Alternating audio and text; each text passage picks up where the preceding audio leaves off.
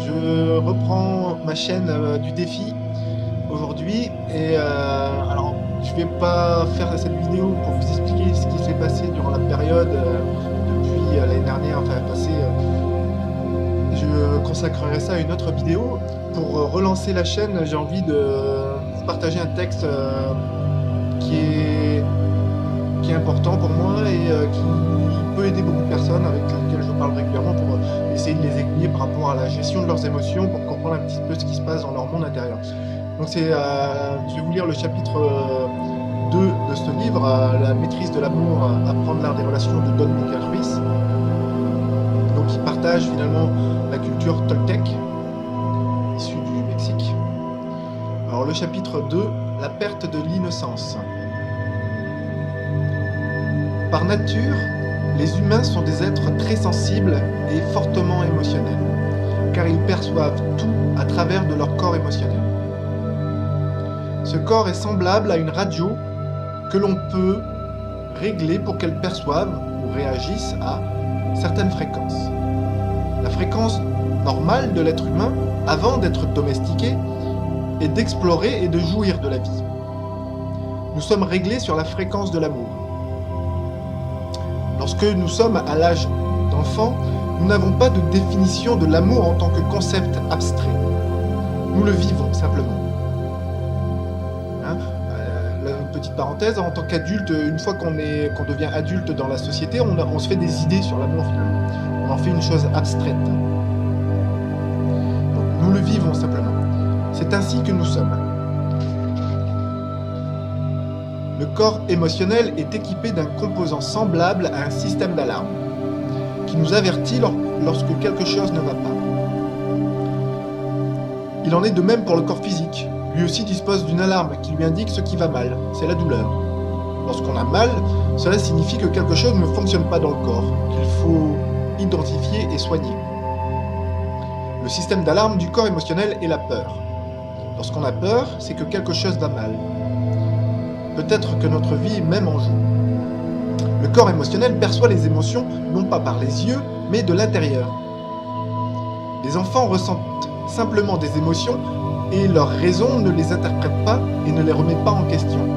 Voilà pourquoi ils acceptent certaines personnes et en rejettent d'autres.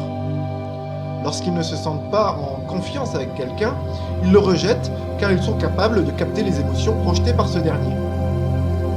Ils perçoivent très facilement si une personne est en colère et leur système d'alarme leur envoie alors un petit signal de peur qui lui dit « Tiens-toi à distance ». Ils suivent donc leur instinct et se tiennent à distance. Nous acquérons notre registre émotionnel en fonction de l'énergie émotionnelle qui règne à la maison et de nos réactions personnelles à celle-ci.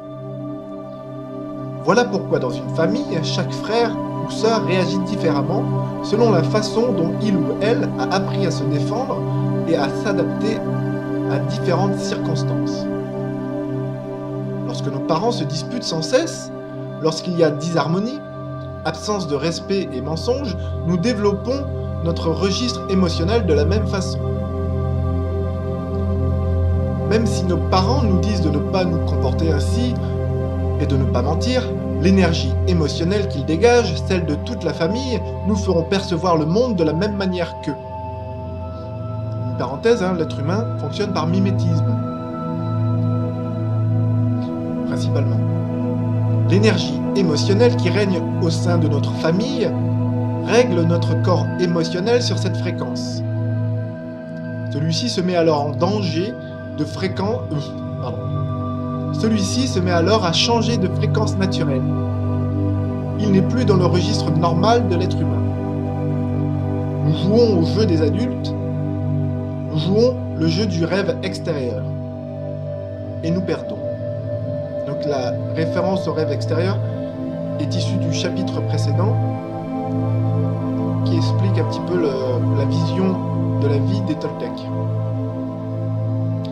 Nous perdons notre innocence, notre liberté, notre bonheur, ainsi que notre tendance naturelle à aimer. Nous sommes contraints de changer et nous commençons à percevoir un autre monde, une autre réalité.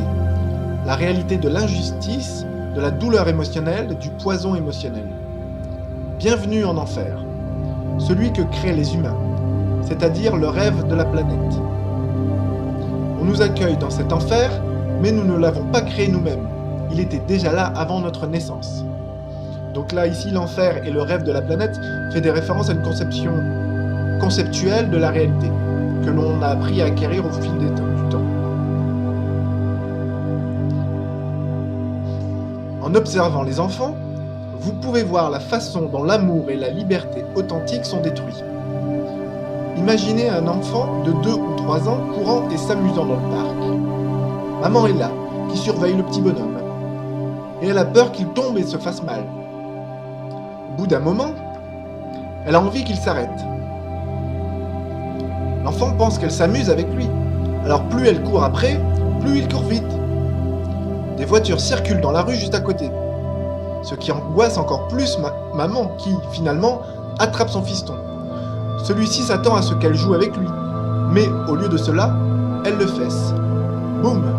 Quel choc! Le bonheur de l'enfant étant une expression de son amour, il ne comprend pas pourquoi sa maman agit ainsi. Ce choc interrompra petit à petit le flot de son amour. L'enfant ne comprend pas ce que sa maman lui dit, mais malgré tout, il se demande pourquoi. Courir et jouer sont sa façon d'exprimer son amour. Mais il ne lui est désormais plus possible de le faire en toute sécurité, parce que ses parents le punissent. Ils l'envoient dans sa chambre et il ne peut plus faire ce qu'il veut. Ils lui disent qu'il est un vilain garçon ou une vilaine fille, et l'humilient, le réprimandent. Donc ça, c'est parce que les parents, finalement, ne savent pas gérer leurs émotions et que cette peur qu'ils ressentent par rapport à des suppositions que la situation pourrait dégénérer et mal se passer, ils rejettent cette douleur-là, ce poison émotionnel, cette peur, sur leur enfant. En pensant bien faire, évidemment. Ce système, fondé sur la récompense et la punition, quand l'enfant est gentil, on lui fait des cadeaux, quand il n'est pas gentil, on le dispute, comprend le sens de ce qui est juste et de ce qui ne l'est pas. Le sentiment d'injustice est comme un couteau qui ouvre des plaies émotionnelles dans l'esprit. Ensuite, selon notre réaction à cette injustice, chaque plaie peut s'infecter de poison émotionnel. Pourquoi certaines plaies s'infectent-elles ? Prenons un autre exemple. Imaginez que vous avez 2 ou 3 ans, vous êtes heureux, vous jouez, vous explorez. Vous n'êtes pas conscient de ce qui est bon, ni de ce qui est mauvais, de ce qui est juste ou faux, de ce que vous devriez faire ou non, parce que vous n'êtes pas encore domestiqué. Vous jouez dans le salon avec ce qui se trouve à portée de main. Vous n'avez pas de mauvaises intentions. Vous ne cherchez pas à casser quoi que ce soit, mais vous jouez avec la guitare de votre papa. Pour vous, ce n'est qu'un jouet. Vous ne cherchez absolument pas à énerver votre père. Mais celui-ci est justement dans un de ces jours où il ne se sent pas bien. Il a des problèmes au travail. Le voilà qui rentre dans le salon et vous trouve en train de jouer avec ses affaires. Il s'emporte immédiatement, il vous attrape et vous flanque une raclée. De votre point de vue, d'un enfant de 2 ou 3 ans, c'est une injustice. Votre père débarque et vous frappe de toute sa colère. Voilà quelqu'un en qui vous aviez une confiance totale parce que c'est votre papa. Quelqu'un qui d'habitude vous protégez et vous permettez de jouer et d'être avec lui. Et voilà qu'il vient de se passer quelque chose qui ne colle pas avec votre image, l'image que vous avez de lui. Ce sentiment d'injustice est comme une douleur dans votre cœur. Vous êtes sensible, ça vous blesse et vous fait pleurer. Mais vous ne pleurez pas seulement parce qu'il vous a frappé. Ce n'est pas l'agression physique qui vous fait mal. C'est l'agression émotionnelle que vous jugez injustifiée. Vous n'avez rien fait de mal, de votre point de vue d'enfant de 2-3 ans. Ce sentiment d'injustice ouvre une plaie dans votre esprit. Votre corps émotionnel est blessé et, à cette occasion, vous perdez un peu de votre innocence. Vous découvrez que vous ne pouvez pas toujours faire confiance à votre père. Même si votre mental ne le sait pas, parce qu'il n'analyse pas encore, il comprend quand même « je ne peux pas faire confiance ». Votre corps émotionnel vous dit qu'il y a quelque chose en quoi vous ne pouvez pas avoir confiance, et que cela peut se reproduire. Vous pouvez réagir par la peur, mais aussi la colère, la timidité ou encore les pleurs.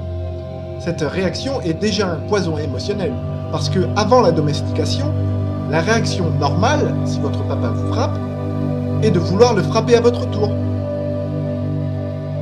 Mais si vous lui rendez le coup, ou si vous esquivez simplement le geste de lever la main, votre père s'énervera encore plus contre vous et la punition sera encore pire. Désormais, vous saurez qu'il est capable de vous détruire. Vous aurez peur de lui et vous ne vous défendrez plus, parce que vous saurez que cela ne fait qu'empirer les choses. Vous ne comprenez toujours pas pourquoi, mais vous savez que votre père pourrait même vous tuer. Ceci vous ouvre une plaie profonde dans votre esprit. Jusque-là, il était totalement sain, vous étiez tout à fait innocent. Mais désormais, vous cherchez un moyen pour rationaliser cette expérience. Vous apprenez à réagir d'une certaine manière bien à vous. Vous gardez cette émotion en vous et elle change votre mode de vie. Dorénavant, cette expérience se répétera plus souvent. Des injustices seront commises par votre papa et votre maman, vos frères et sœurs, vos oncles et tantes, à l'école, dans la société, par tout le monde. À chaque nouvelle peur, vous apprenez à vous défendre. Mais plus comme vous le faisiez avant votre domestication, lorsque vous vous défendiez sans retenue, puis que vous vous remettiez à jouer. Maintenant, il y a quelque chose à l'intérieur de la plaie qui, de prime abord, ne semble pas très important. Du poison émotionnel. Celui-ci s'accumule et l'esprit se met à jouer avec lui. Désormais, vous commencez à vous faire du souci pour l'avenir. Parce que vous conservez le souvenir du poison et que vous ne voulez pas voir les mêmes événements se reproduire. Vous avez aussi des souvenirs, des moments où vous vous êtes senti accepté. Vous vous souvenez de votre papa et de votre maman lorsqu'ils étaient gentils avec vous et que vous viviez dans l'harmonie. Vous désirez l'harmonie, mais vous ne savez pas comment la créer. Et comme vous êtes à l'intérieur de la bulle de vos perceptions, quoi qu'il arrive autour de vous, vous avez l'impression que c'est à cause de vous. Vous croyez que vos parents se disputent à cause de vous, même si ça n'a rien à voir avec vous. C'est ainsi que petit à petit, nous perdons notre innocence.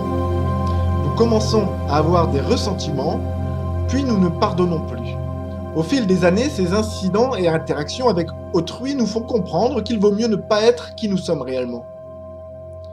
Bien entendu, l'intensité de ces réactions varie d'un individu à l'autre, selon son intelligence, son éducation et de nombreux autres facteurs. Si vous avez eu de la chance, votre domestication n'a pas été trop forte. Dans le cas inverse, elle peut être si intense et les plaies si profondes que vous pouvez même avoir peur de vous exprimer. Résultat ? Oh, je suis quelqu'un de timide. La timidité est la peur de s'exprimer. Vous pouvez croire que vous ne savez pas danser ou chanter, mais il ne s'agit là que de la répression d'un instinct humain normal qui nous pousse à exprimer notre amour.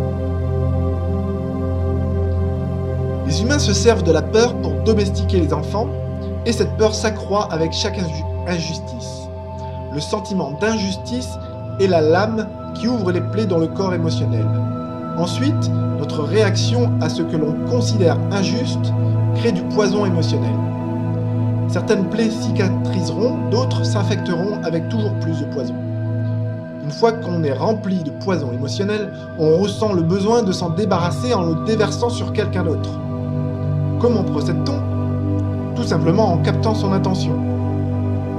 Prenons l'exemple d'un couple ordinaire. Pour une raison ou une autre, la femme est en colère.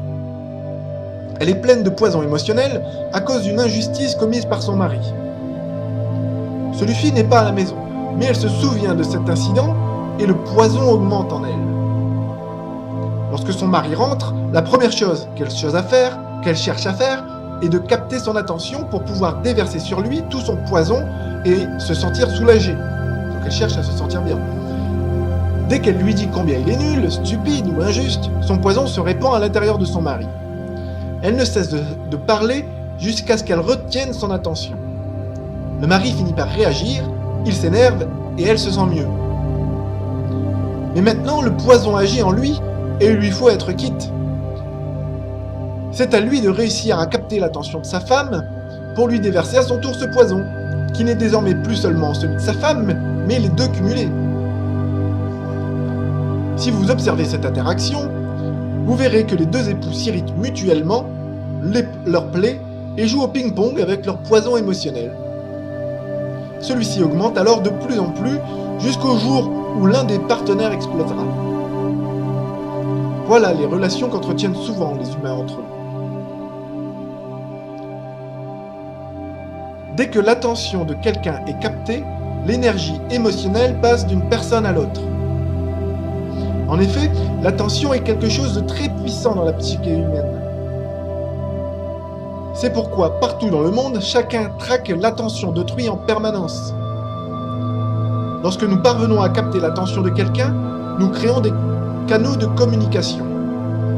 Alors le rêve peut se transférer à l'autre, ainsi que le pouvoir et aussi le poison émotionnel.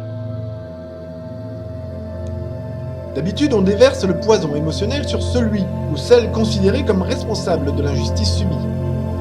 Mais si cette personne est tellement puissante qu'on ne peut pas le lui renvoyer, on le déverse sur n'importe qui d'autre. Par exemple, les plus petits qui ne peuvent se défendre. Voilà comment se forment des relations abusives. Les gens de pouvoir abusent de ceux qui en ont moins qu'eux, par besoin de se débarrasser de leur pouvoir et de leur poison émotionnel.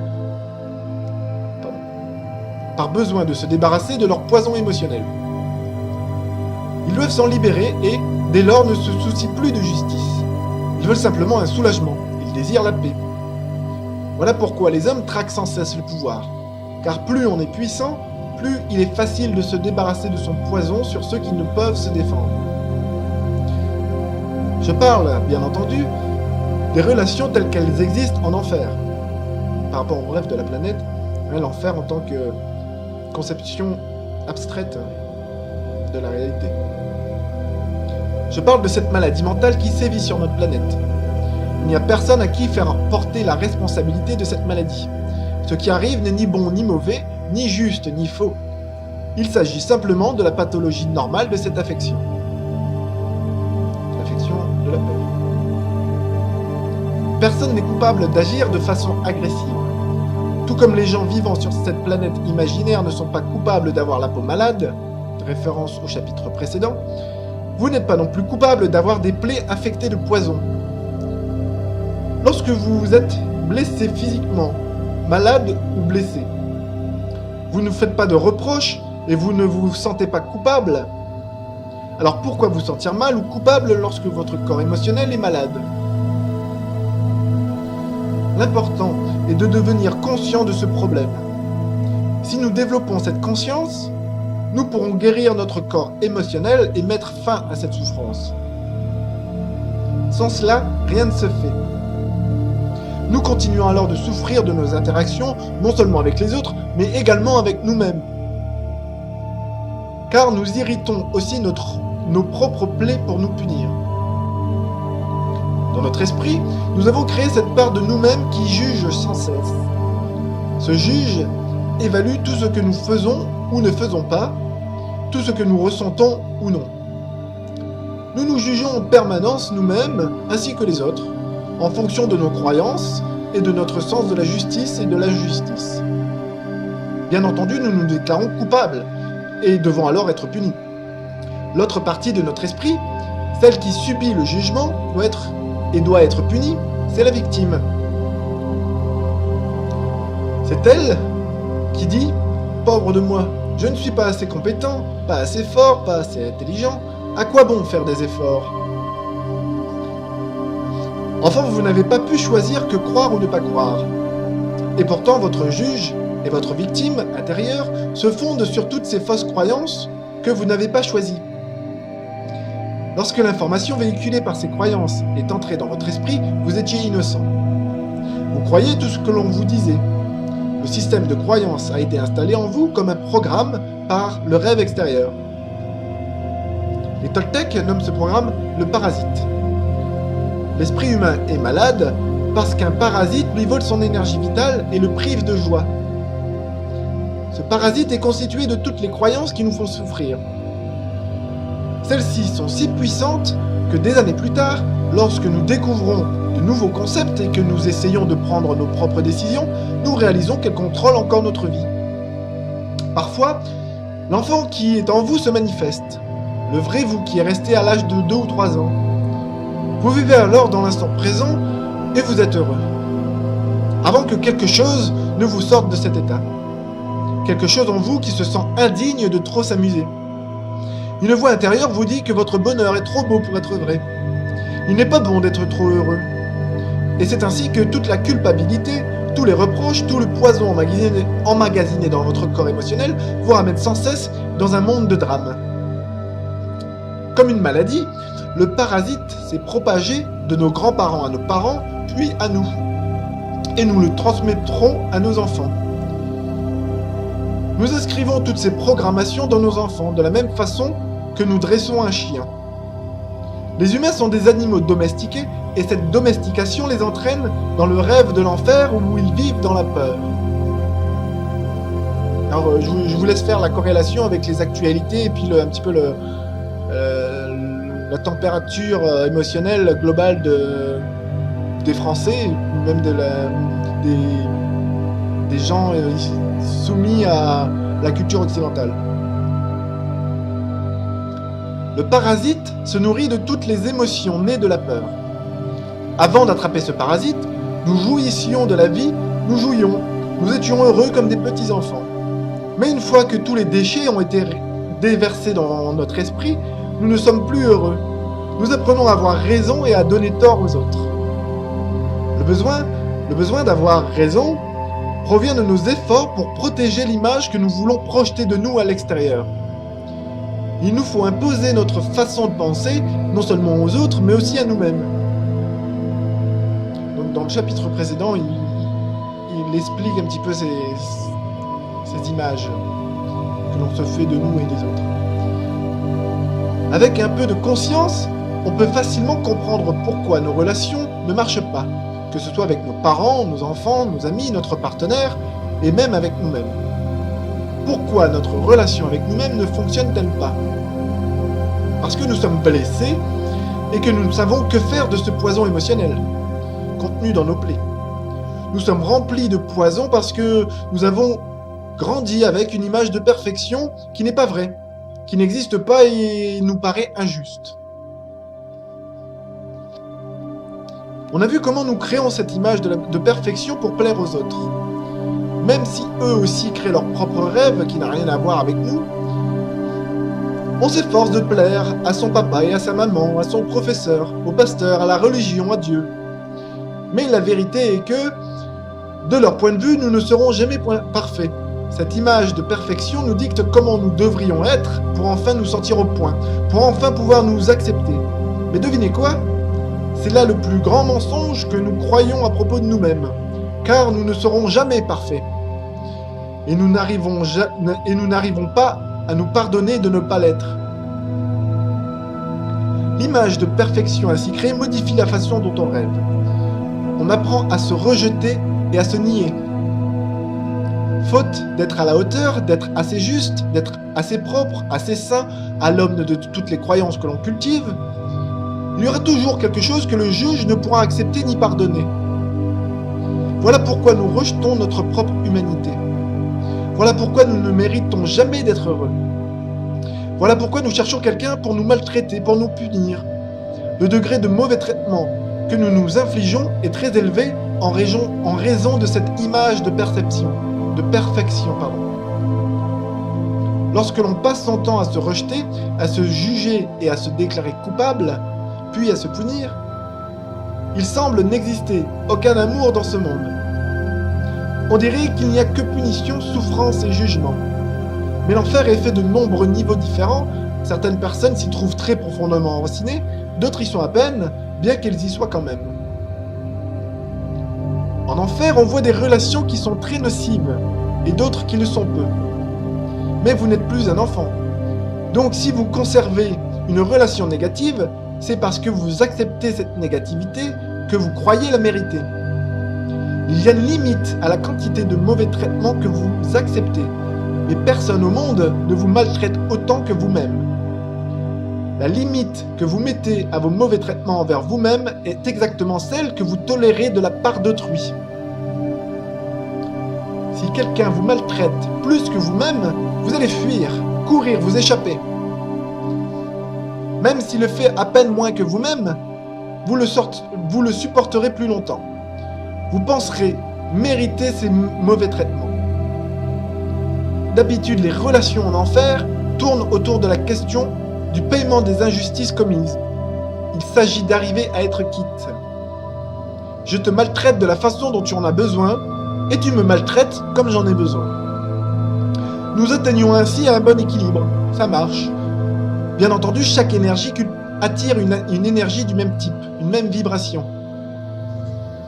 Si quelqu'un vous dit « Oh, on me fait tellement de mal » et que vous lui demandez « Alors pourquoi continues-tu cette relation ?» Il ne le sait généralement pas. La vérité, c'est qu'il a besoin de ses souffrances parce que c'est sa manière de se punir. La vie vous apporte exactement ce dont vous avez besoin. Il existe une justice parfaite en enfer. Il n'y a personne à condamner. On peut même affirmer que notre souffrance est un cadeau. Si vous ouvrez simplement les yeux et que vous regardez autour de vous, vous verrez que vous avez exactement ce qu'il vous faut pour vous nettoyer de tout poison, pour guérir vos plaies, pour vous accepter et vous sortir de l'enfer. Voilà. Alors, je sais pas ce que vous en pensez. Pour moi, ça m'évoque beaucoup d'expériences personnelles passées, mais aussi beaucoup de corrélations avec la situation globale de la société, un petit peu cette tendance à vouloir se justifier, à vouloir avoir raison, et à ne pas être en mesure de prendre conscience finalement exactement de ce que l'on fait, du pourquoi on le fait. Et ça, c'est une manière de l'expliquer. Que ça soit vrai ou faux, c'est pas tellement important. Ce qui est important, c'est que vous trouviez... L'important, c'est de trouver une justification rationnelle pour pouvoir justifier une sortie de ce cercle vicieux de la peur, finalement. C'est ça qui compte. Hein. L'idée de ce genre d'ouvrage, c'est de vous aider à vous sortir bien, quelle que soit la rhétorique, les moyens, le lexique utilisé. Et là, en l'occurrence, cet apport de cette culture étrangère à la nôtre, à la culture occidentale française, eh ben, à moi, elle me parle. Alors, j'espère qu'elle vous parlera aussi, qu'elle vous permettra d'avancer vers plus de lumière, plus de joie, plus de bonheur dans votre vie. Je vous remercie pour votre attention. Je vous souhaite une excellente journée ou une excellente soirée selon le moment de la journée où vous regardez cette vidéo. N'hésitez pas à la partager sur les réseaux sociaux et je m'arrangerai prochainement pour reprendre les vidéos qui manquent finalement pour mon défi qui devait faire 80 vidéos pour les 3 mois du coup il s'est passé énormément de choses, vous vous doutez bien, et je ferai sans doute une vidéo à un moment pour vous partager ce qui s'est passé dans ma vie. Je vous dis au revoir et à très bientôt.